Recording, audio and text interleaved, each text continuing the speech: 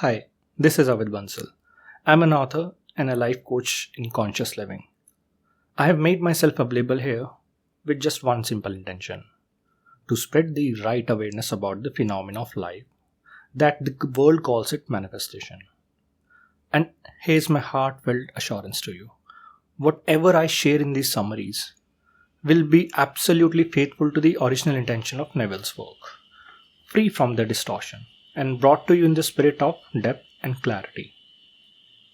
So today in this, I want to take you to the Neville's one of the most beautiful work, that is Law and the Promise, which was first published in 1961.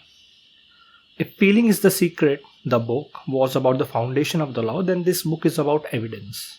In the Law and the Promise, Neville does something very unique. He steps back and let the real people speak. He shares their letters and their testimonies and their stories. And one might ask why? Because he wanted his readers to know that this isn't a philosophy. It isn't a theory. It isn't just some nice sounding teaching. It is a living law.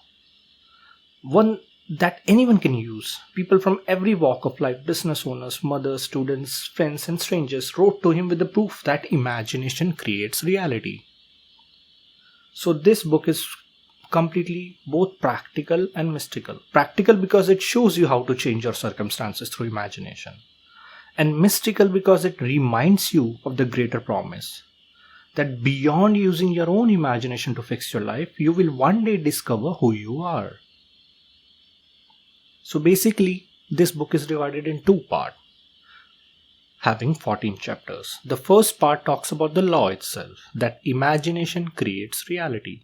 And in the second part of this book, although this second part is imaginary, on the last couple, maybe one or two chapters are about the promise, which talks about the Neville's own mystical experience, the promise part, the spiritual climax where the individual awakens as God. This part shifts from the practical manifestation into prophecy and fulfillment of scripture within the man. So the very first chapter is the law. Imagination creates reality. And I wish I could have made this summary very much concise and small. But the depth of Neville's work is so profound that if I make it any much lesser than this, then it will lose its quality and meaning. That's the brilliance that we call as Neville Goddard. So in the chapter 1, the law, imagination creates reality. When Neville begins with the law and the promise, he reminds us of the foundation, just one foundation, that imagination creates reality. He does not mean imagination as idle daydreaming, no, but imagination as the divine creature or creating power within us. He says exactly, man is all imagination, God is man, and exists in us and we in him. The eternal body of man is the imagination, and that is God himself. And this particularly means that every event in your outer life, every circumstance, every so-called accident begins first as an imaginal act. What you persistently imagine as true about yourself, and your world hardens that into the fact. To bring this home, Neville shares stories of the people who deliberately used imagination to transform their lives.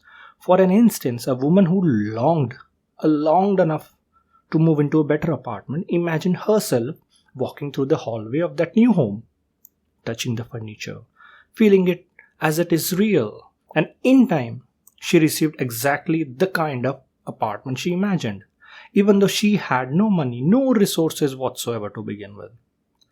He talks about another man desperate for work, imagined himself employed and receiving wages, the salary. Though the job seemed utterly impossible to find for him, life unfolded in such a way that he was offered work, not by chance but by the law at work. The point Neville emphasizes is this: do not wait for the outer world to give you permission. Do not say, when I will have the money, I will imagine. Or when I see evidence, then I will believe. The law is opposite. It's completely opposite. You imagine first, then reality follows. In Neville's word, exactly, an assumption, though false, if persisted in, will harden into fact. The first chapter establishes the creative power is always within you. Whether you use it consciously or unconsciously, the law does not stop operating. The choice is whether you continue to imagine from fear, maybe doubt or lack, or whatever you take hold of imagination and assume the state of your own wish fulfilled. Neville closes this particular chapter, which is one of the most important chapter, that imagination creates reality, by urging us to test this law. By urging you, me, and all of us to test this law. Not merely to accept it is just as a theory, no. But to put it into the practice, into daily life. To imagine lovingly for yourself and for others. And to watch as the unseen becomes seen. The chapter 2, Dwelling in the End, or Dwell Therein. Neville now gives us the key practice of the law. That is dwelling in the end.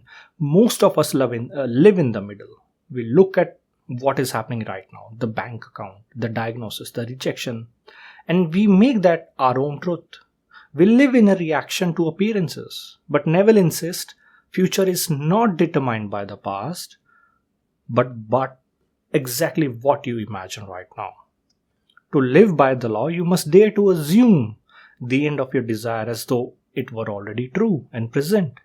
That means you don't imagine the process, no. The steps, no. The struggle, no. You go straight to the end. You go straight to the result. For example, instead of worrying how you will get the promotion, you imagine celebrating it with your friends. Instead of asking how you will meet the right partner, you imagine already being happily married. One of the Neville's most striking illustration is of a woman actually, who wanted reconciliation with her estranged husband. She did not imagine him apologizing or maybe begging for forgiveness. No, she imagined the end, two of them in harmony again. She persisted in that inner peace. In time, circumstances moved. Letters was exchanged, misunderstanding dissolved, and the marriage was restored. And Neville clearly explains this. It is not what you want that you attract. No, you attract what you believe to be true. If you keep imagining from the lack, wanting, wishing, or maybe pleading, you remain in the state of not having it. But if you dare to feel the end as real, you bring that state into being. He urges us, the readers, to practice this before sleep. As you lie in the bed, close your eyes and slip into the scene of wish fulfilled. Let it be absolutely vivid, sensory and real. Feel yourself already there. Drift into the sleep as though it were done. This simple practice, he assures, changes the courses of your life. Chapter 3, Interval of Time. So in this chapter 3, Neville introduces a more mystical idea. That time itself is not fixed. The past, the present, and future are not separate realities, but dimensions of just one imagination. He recalls the story of a woman who had been wrongly accused, condemned in her career. Rather than fighting outwardly, she went inward, inside of her mind, and revised the event. She imagined conversation differently, as if it had gone in her favor. She turned the wheel backwards, altering the past in imagination itself, not in a physical world. And soon the outer record shifted just to match with her revision. The accusations were withdrawn, her position restored completely. This reveals a very staggering truth. Memory is not unchangeable. You heard it right. Memory is not unchangeable. Neville says, change the past in imagination, you change the future. Because the only real cause is the state of consciousness. If you hold a new inner picture, the so-called facts of the past must align to support it. Revision then is not just a mere fantasy. It is the law applied across the time. It heals relationships and dissolves regret and alters the outcome in your life. Neville used it himself constantly to turn loss into gain and sorrow into joy. Chapter 4. There is no fiction. Here Neville drops one of the boldest statements. Difference between fact and fiction is not in their substance, but the degree of persistence. Every story you ever imagined, every so-called fictional scene lives in imagination. And imagination is the reality. What you persist in imagining is what enters the stage of your life. To show this, Neville shares accounts of people who visualize with such an intensity that the imagined conversation literally occurred in their waking life. One woman imagined receiving a letter from a friend with certain phrases. Weeks later, the actual letter arrived with those exact words. Another man, longing for travel, who wanted to travel basically, imagined walking the streets of his desired city, the city in which he wanted to visit, and in time he found himself transferred for work and living the very place he had once imagined. There is no fiction, Neville declares, because imagination is the substance of reality itself. What you think is only in your mind is the seed for tomorrow's fact. Chapter 5, Subtle Truth. Here Neville describes the mysterious ways events connect when you imagine. He calls them subtle threads, the invisible connection that weaves circumstances into pattern of your own desire. A woman imagines her son happily employed, though he had no prospect at all. A chain of events unfolded, a chance meeting, a forgotten contact, a sudden opportunity, all leading to the job she once imagined for his own son. Neville insists this is not coincidence, no. The imaginal act sets the pattern, and the life's threads rearrange themselves accordingly. He writes, chance or accident is not responsible for the things that happens to you, nor is fate. Your imaginal activities are the cause. This chapter 5, encourages you to trust the unseen. Once you have assumed the end, do not worry about the means. Life itself, maybe through people, conversation, chance encounters, will deliver the result in a ways too intricate for the rational mind to predict. Chapter 6, Visionary Fancy. So in this chapter, Neville distinguishes between idle daydreaming and visionary imagining. Most people drift in the daydreams, wishing, hoping, fantasizing, but never committing to the state.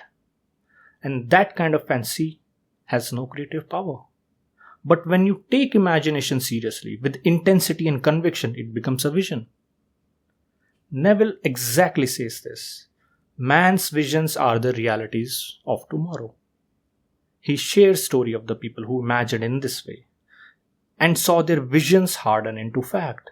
A businessman once visualized checks being written in his favor, and soon the deals materializes in his exact form, in his own favor.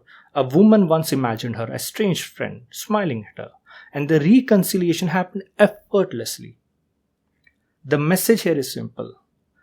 Idle daydreams fade, but imaginal acts held with faith becomes the event in your life. Chapter 7, Moods. Moods are the most powerful than even most people realize it to be. A mood is not just passing feeling, it is a state of being. When you fall into a mood and dwell there, it becomes a very atmosphere of your own consciousness. And since consciousness is the one and only reality, the mood must eventually express itself in your outer world. Neville explains that moods are creative. They are seeds of the event. The persistent mood of resentment will produce experiences of betrayal and hostility. A mood of joy, if nothing outward seems to justify it, nothing whatsoever, will call forth experience that matches it. That is joy. And this is why Neville urges us to become guardians of our moods, to protect our moods, to police our moods, to treat them not as a harmless emotions, but as a casual forces. He reminds us that the moods are like climates. They govern everything that grows within them. Just as certain plants flourish in certain climates, certain experience can manifest only within particular moods. To pray, then, is not just to say words, is to cultivate the mood of wish fulfilled. If you wanted to be loved, dwell in the mood of being loved. If you want success, abide in the mood of success. Your life will rearrange itself to match it. Chapter 8. Remedy. What happens when we slip? When doubts creep in? When circumstances screams the opposite of our own desire? Neville answers to this very simply. The remedy is always the same. Return to the end. This chapter is completely and intensively practical. He teaches that when you find yourself dwelling on fear of failure, you must consciously turn back to the imaginal act of fulfillment. It is not about resisting the negative thought, but about shifting your attention. The remedy is to stop asking, why has it not happened? And instead to rest again in the assumption, it is done. So every time you slip, you return. Every time you forget, you remember. The work is simply to come back to the end again and again until it becomes the very natural fact of your own life. Neville emphasized that nothing is beyond repair. No mistake, no delay, no apparent loss whatsoever. Everything can be revised. Everything can be restored by the remedy of assumption. The law never fails. Only we fail to persist in it by using it. Chapter 9. Turn and turn again. Chapter 9 reinforces persistence. Neville says that act of imagining is not one-time event, but a continual turning. Each time the sense pulls you back into doubt, you turn again. Each time the world contradicts you, you turn again. It's like a steering of a ship. The current may drift you off this course, absolutely fine, but the captain continuously adjusts the wheel. The prayer is not a single petition, it is ongoing art of alignment. The phrase turn and turn again, the headline of this chapter 9, captures the essence of living by imagination. Not force, not struggle, but a gentle persistence. You're not fighting with the senses, you're training them. Not denying facts, but giving greater authority to your imaginal fact. Neville assures us, eventually the habit of turning becomes effortless. The imaginal state takes root, and then the outer world must conform.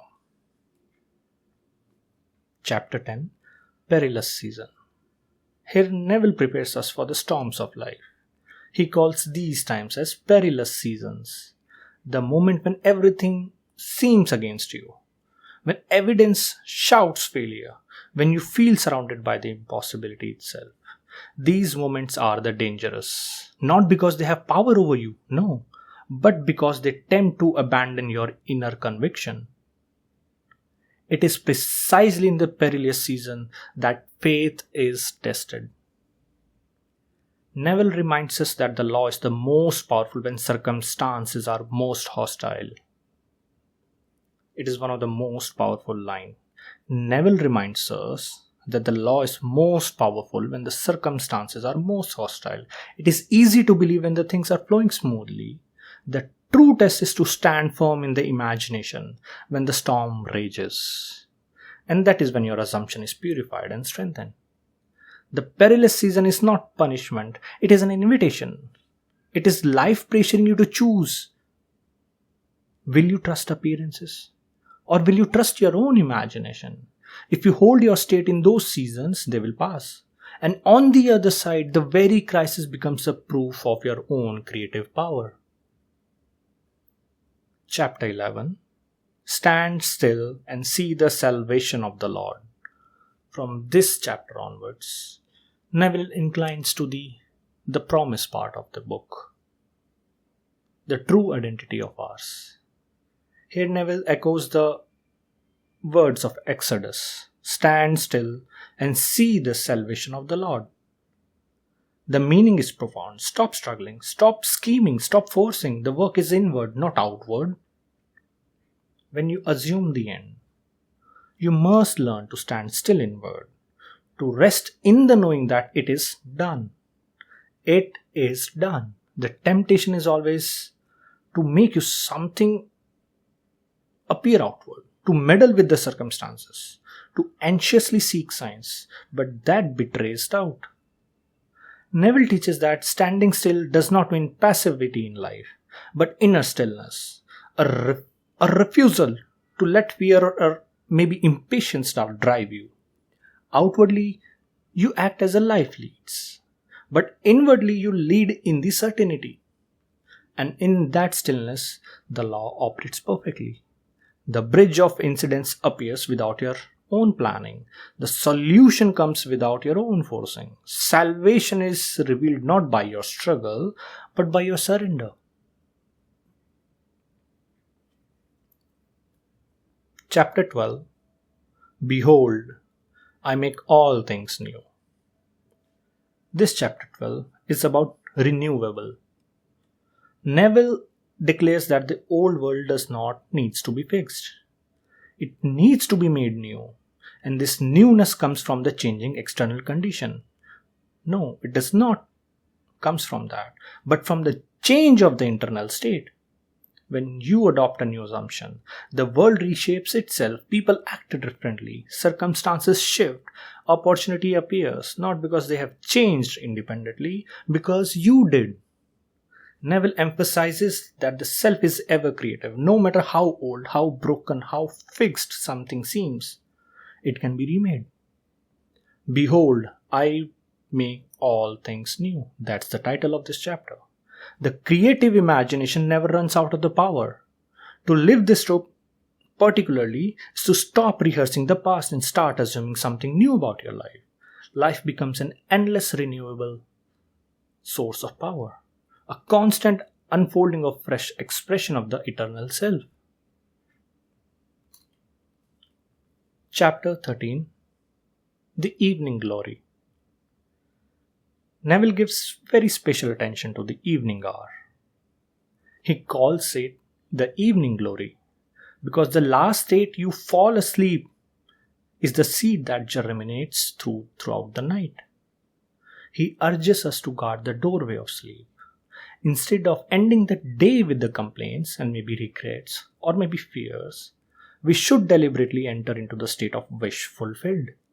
To lie down in the feeling of joy, maybe gratitude or fulfillment is the water to that imaginal seed, is the most fertile soil. The subconscious is the highly receptive in this twilight state, just before the sleep. Whatever mood or image you impress upon it before sleep, it will echo through your being and shapes your tomorrow. And this is why Neville says, evening is the most glorious hour. It is the time when you write the script of your own future. Chapter 14. The Promise. 4 mystical experiences. Here comes the peak of the promise part of Neville. This book culminates not with the law of manifestation, but with the promise. The Neville makes it clear, law is for this world, but the promise is about eternity. Law is for this world, but the promise is about eternity. He shares his own experiences, mystical experiences, which he insists are not at all unique to him, but are destined for all of the humanity. And these are the 4 main experiences that he shares in this book. The birth from above, the very first one. A dramatic inner birth where you are awakened to find yourself coming out of your own skull. This is the true nativity, the realization that the tomb of the death, that is our body, is also the womb of life. Number 2, the discovery of the Son. An encounter with the figure of David, who appears as the embodiment of his own being, the Neville's being. In this vision, you realize that you are the Father, that the biblical relationship of Father and Son is an inner mystery of identity. Number 3, the ascent. The experience of rising up a spiral stairway in the body, symbolizing the return to the source, the union of human with the divine. And lastly, number 4, the descent of the dove, the spirit in the form of a dove descending upon you, sealing the union, confirming that the journey is complete. So these four mystical events constitute the promise, God's vow to the man, that beyond the law of imagining lies the revelation of your own true nature. You are the God itself, awakening through the play of imagination. And Neville insists this is not a metaphor. No, not at all. He truly meant it. These are literal inner experiences that every soul will one day undergo. The law teaches us how to create within this world, the world in which we live. The promise reveals who we are. But beyond this world, what is our only and original and true identity? And if you want me to create the summary of another book, a very specific book, or maybe lecture or work or piece of article from Neville, please feel free to leave it in the comment box. I'll be more than happy to write it about. My best.